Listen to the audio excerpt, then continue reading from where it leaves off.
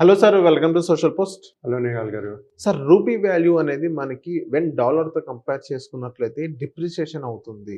So, reason ఏమై ఉండొచ్చు? And next ఇప్పుడు ఏదైతే ఎక్స్‌పర్ట్స్ చెప్పేది ఏందంటే, సో, రూపీ వాల్యూ వెన్ డాలర్‌తో కంపేర్ చేసుకున్నట్లయితే మోర్ థాన్ రూ. 100 దాకా వెళ్తది అని చెప్పడం జరుగుతుంది.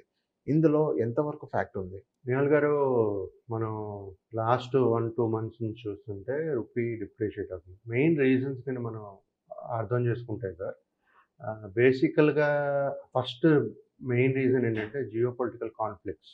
తర్వాత ఈ soaring crude oil prices.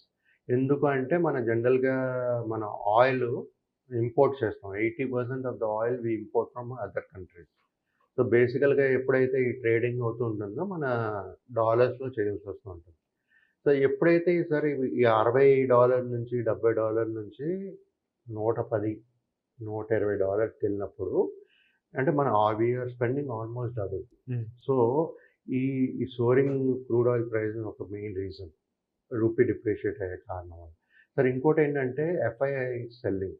Foreign investors ఎక్కువ అమ్ముతున్నారు. ఎందుకంటే ఎప్పుడైతే మన ఈ అవుట్‌ఫ్లోస్ గాని మనం చూసుకుంటే sir 2.65 lakh crores they are going out.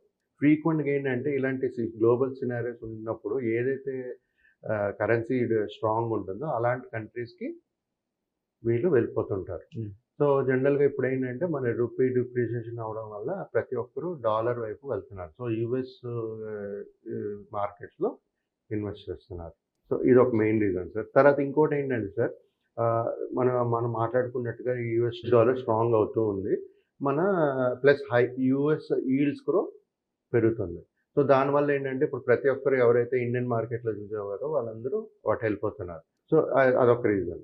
సరే, ఇంకోటేంటంటే ట్రేడ్ డెఫిషిట్. అంటే మన ఇంపోర్ట్స్ ఎంత చేస్తున్నామో ఎక్స్‌పోర్ట్స్ కూడా అంత చేయలేకపోతున్నాం. సో, ఆ డెఫిషిట్ అనేది ట్రేడ్ డెఫిషిట్ అనేది చాలా ఉంది. This is one of the reason, main reason for rupee depreciation. So, ఇది కూడా.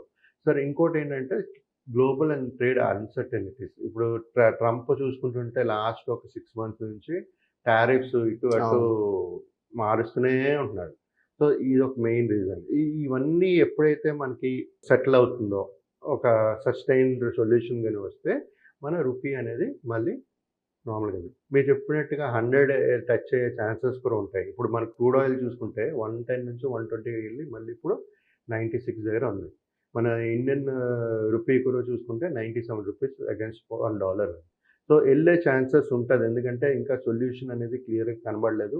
ఒకవేళ సొల్యూషన్ వచ్చినా సరే నెక్స్ట్ 6 మంత్స్ నుంచి 1 ఇయర్ ఈ ఈ ప్రభావం అనేది కనబడుతుంది మనకి. ఓకే. తర్వాత సార్ ఇంకోటేంటంటే మేజర్ రీజను ఇలాంటి రూపీ డిప్రిషియేట్ అయ్యేటప్పుడు ఓకే. మన ఇండియన్ ఎకానమీ మీద ఎలాంటి ఎఫెక్ట్స్ ఉంటాయి? మనం మాట్లాడుకుంటే సార్ జనరల్‌గా ఏంటంటే ఎప్పుడైతే క్రూడ్ ఆయిల్ పెరుగుతూ ఉంటదో, మన రూపీ డిప్రిషియేట్ అవుతదో, మన ఇన్‌ఫ్లేషన్ అనేది కూడా పెరుగుతూ ఉంటుంది. రైట్? మనం ఎక్కువ డబ్బులు పెట్టి మనం కొంటున్నాం క్రూడ్ ఆయిల్. సో, ప్రతి ఒక్క ఎప్పుడైతే క్రూడ్ ఆయిల్ ఎసెన్షియల్ కమోడిటీయో మిగతా అన్ని ఎసెన్షియల్ కమోడిటీస్ అన్నీ పెరిగిపోతాయి. సో, ఇన్‌ఫ్లేషన్ పెరిగేటప్పుడు ప్రతి ఒక్క కామన్ మ్యాన్‌కి పెద్ద దెబ్బే.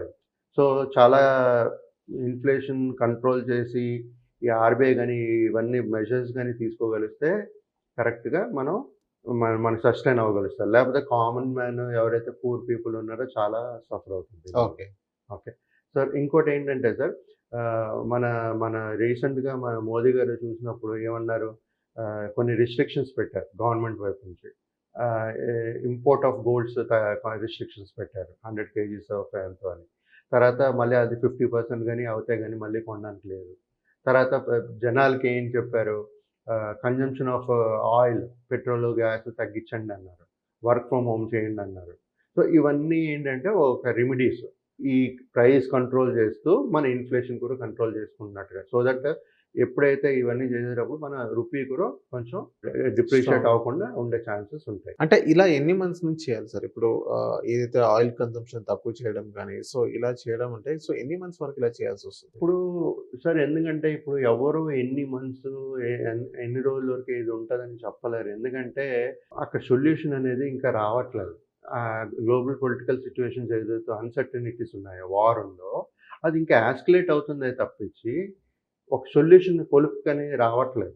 సో ఆన్ అన్ యావరేజ్ ఎప్పటివరకైతే ఈ క్రూడ్ ఆయిల్ ప్రైజెస్ మన $80-85 వరకు ఈ కంటిన్యూగా ఇదే రేంజ్‌లో ట్రేడ్ అవుతుంటుంది.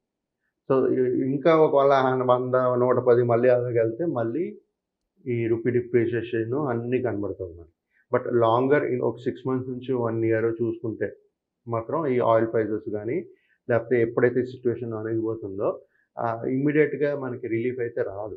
6 మంత్స్ నుంచి 1 ఇయర్ వరకు ఈ ఈ సినారియోస్ ఉంటుంది. ఎవరైనా ఇన్వెస్ట్ చేసిన ఈ టైంలో మార్కెట్స్‌లో వాళ్ళు పేషెన్స్‌గా లాంగ్ టర్మ్ స్ట్రాటజీ ఉండాలి. షార్ట్ టర్మ్ వాలటాలిటీ చాలా ఉంటుంది. దాన్ని బట్టి వాళ్ళ ఇన్వెస్ట్‌మెంట్స్ అనేది ప్లాన్ చేసుకోవాలి. Okay. So thank you sir మా సోషల్ పోస్ట్ వచ్చినందుకు. థాంక్ యూ నిహాల్ గారు.